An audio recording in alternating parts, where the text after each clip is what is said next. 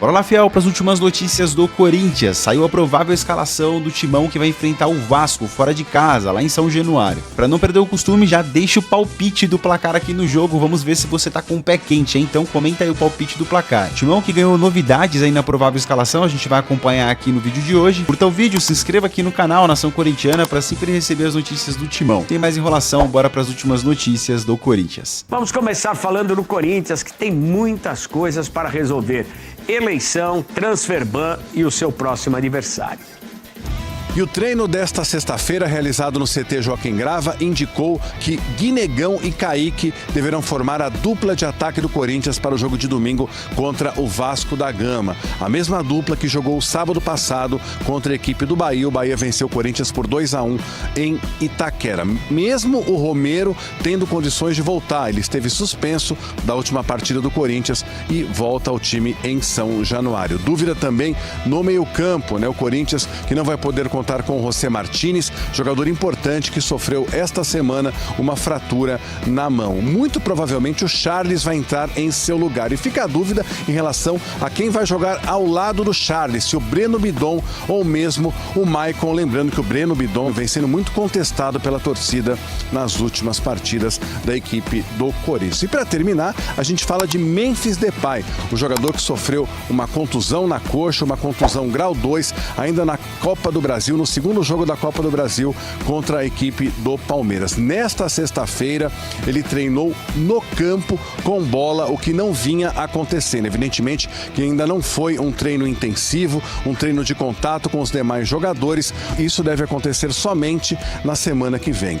É grande a perspectiva de que o Memphis possa voltar ao time do Corinthians no clássico contra o Palmeiras, que vai acontecer em Itaquera no próximo dia 31.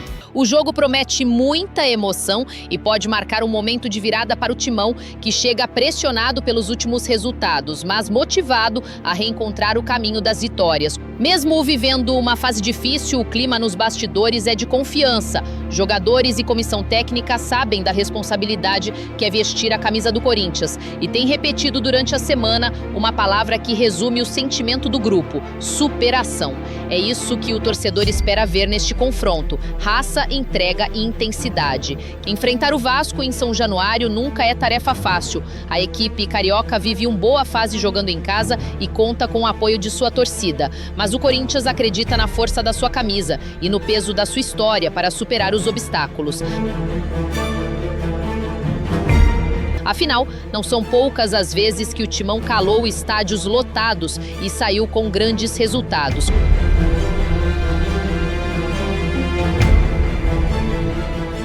E quando a bola rolar, a Fiel já sabe quem deve estar em campo. O Corinthians deve ir para o jogo com a seguinte escalação: no gol, Hugo Souza, seguro, firme, pronto para segurar as investidas do adversário. Na lateral direita, a velocidade de Mateuzinho, apoiando o ataque e fechando bem os espaços. Na zaga, a firmeza de André Ramalho e Gustavo Henrique, dupla que promete dar mais consistência defensiva. À frente deles, o primeiro volante Ranielli, o motorzinho da marcação e da transição. No meio de campo, a juventude de Breno Bidon ao lado da força de Charles, para dar equilíbrio e intensidade. Mais à frente, o maestro Rodrigo Garro, que com sua visão de jogo e qualidade na bola parada, pode ser o diferencial da partida. E no ataque, a ousadia de Guinegão e a velocidade de Vitinho, que prometem ser as setas desse time em busca dos gols. É uma escalação que mistura juventude e experiência, velocidade e qualidade técnica. Um time montado para surpreender o Vasco, apostando na intensidade e na garra que sempre marcaram a história do Corinthians. E em intensidade, o torcedor sabe, não existe jogo fácil no Brasileirão. Mas se tem uma característica que faz o Corinthians ser gigante, é justamente a capacidade de crescer em momentos de pressão. Esse duelo contra o Vasco pode ser o início de uma retomada no campeonato. E é nisso que a Fiel deposita sua confiança. No domingo, São Januário será palco de um grande espetáculo do futebol brasileiro. E o Corinthians, empurrado pela força da sua torcida, mesmo de longe, entra em campo acreditando que pode voltar para São Paulo com um resultado positivo.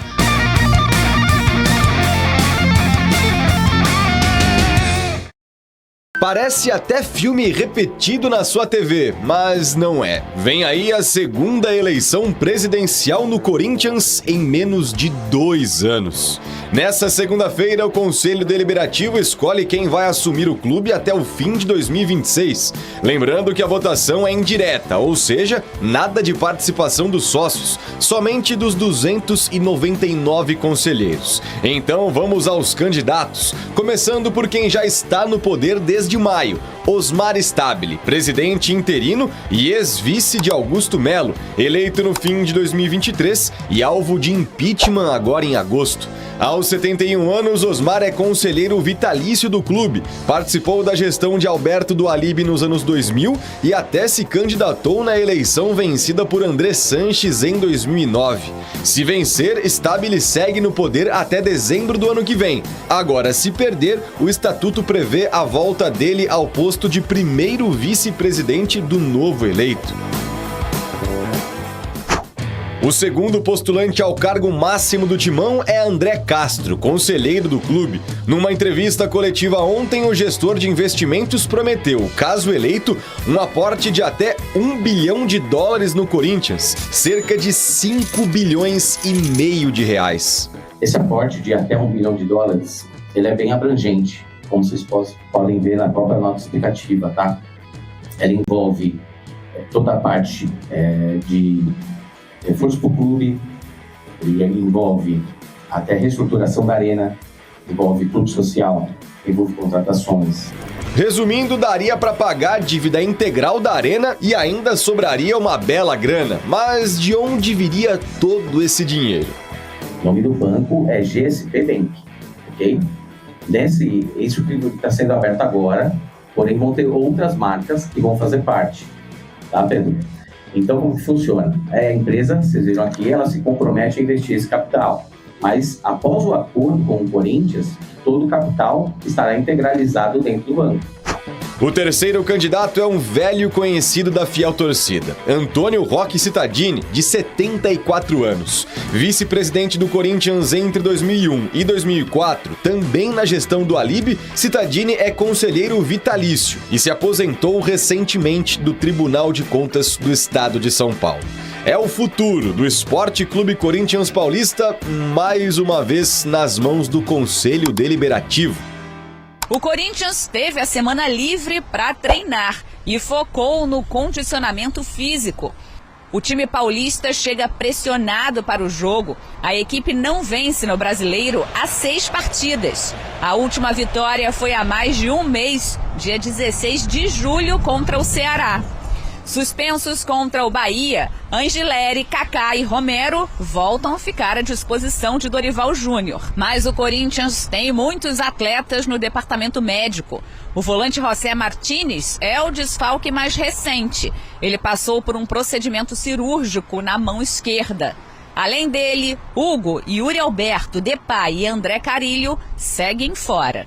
O Vasco é o 16º colocado na tabela de classificação do Campeonato Brasileiro com 19 pontos.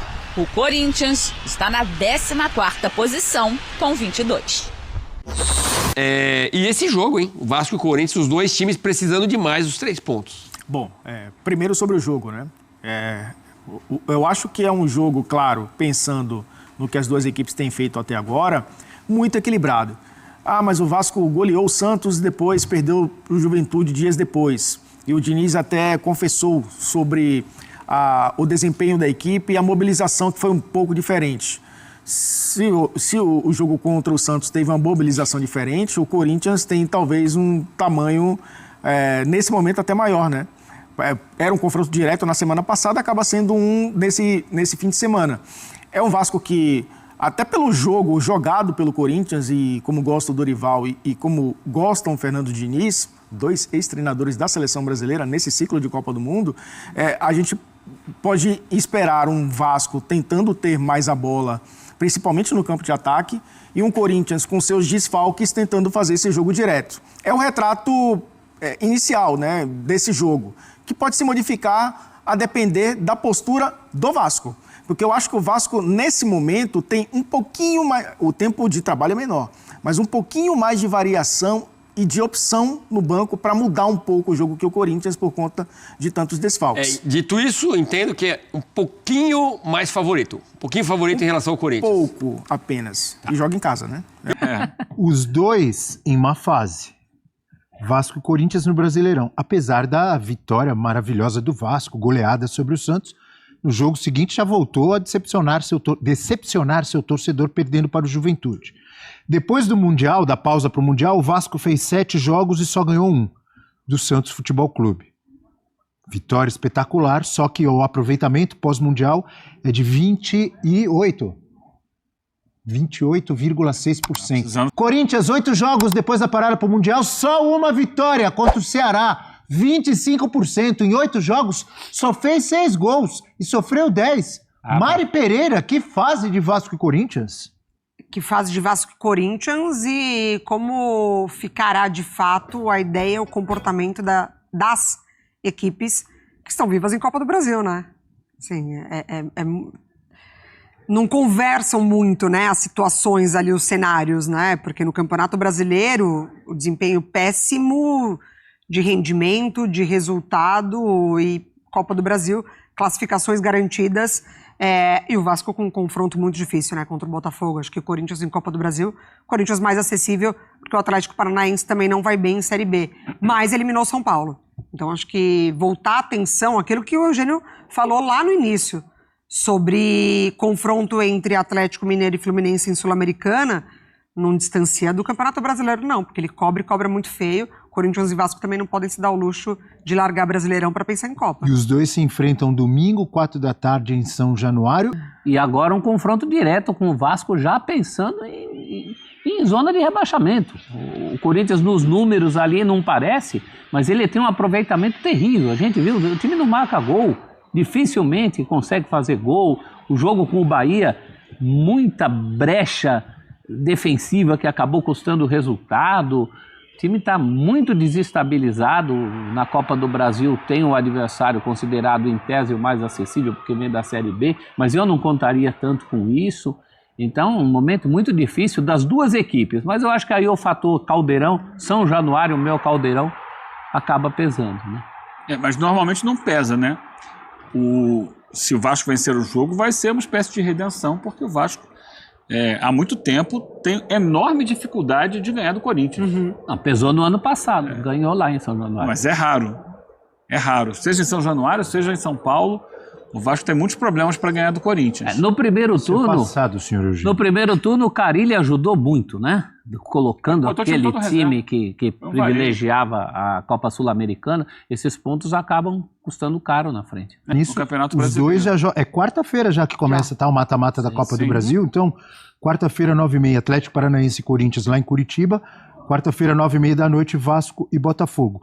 Da euforia da classificação para as quartas de final da Copa do Brasil sobre o rival, ao sinal de alerta no Brasileirão.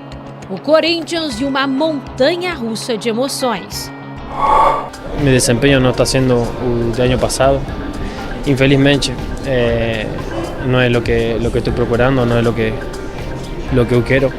Mas es difícil, ¿eh? Es difícil porque mi tratamiento no está consiguiendo jugar 3 jogos por semana.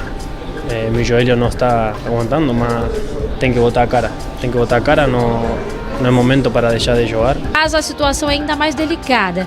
São quase 3 meses sem uma vitória em Itaquera. O Timão segue sem poder contratar por conta do transfer ban sofrido no início da semana pela dívida com o Santos Laguna do México, referente à contratação do zagueiro Félix Torres. Nós temos que avaliar num todo, tudo que nós estamos passando, tudo que nós estamos vivendo, tudo aquilo que combinei e que estou aguardando. Precisamos e temos algumas carências que já foram pontuadas. Nunca escondi de ninguém que solicitei anterior até a minha chegada aqui algumas contratações. Agora nós estamos fazendo o que esteja ao nosso alcance. O clube ainda vive uma crise política que se arrasta fora das 4 linhas. Marcou para o próximo dia 25 a eleição para definir o novo presidente, depois do impeachment de Augusto Melo. A política é política, só que fico um pouco chateado da situação, porque a gente coloca a cara aí dentro e y toma porrada. Crise política, problemas financeiros, transfer ban, desfalques e o reflexo dentro de campo. Mais dor de cabeça em meio a uma crise que parece não ter fim no Parque São Jorge. Da euforia da classificação para as quartas de final da Copa do Brasil sobre o rival, ao sinal de alerta no Brasileirão. O Corinthians e uma montanha-russa de emoções. Mi desempeño no está siendo el del año pasado. Infelizmente, no es lo que estoy procurando, no es lo que yo quiero. Mas es difícil, Es difícil porque mi tratamiento no está consiguiendo jugar 3 jogos por semana. Mi joelho no está aguantando, mas tenho que botar a cara. Não é momento para deixar de jogar. Mas a situação é ainda mais delicada. São quase 3 meses sem uma vitória em Itaquera. O Timão segue sem poder contratar por conta do transfer ban sofrido no início da semana pela dívida com o Santos Laguna do México, referente à contratação do zagueiro Félix Torres. Nós temos que avaliar num todo, tudo que nós estamos passando, tudo que nós estamos vivendo, tudo aquilo que combinei e que estou aguardando. Precisamos e temos algumas carências que já foram pontuadas. Nunca escondi de ninguém que solicitei anterior até a minha chegada aqui algumas contratações. Agora nós estamos fazendo o que esteja ao nosso alcance. O clube ainda vive uma crise política que se arrasta fora das 4 linhas. Marcou para o próximo dia 25 a eleição para definir o novo presidente depois do impeachment de Augusto Melo.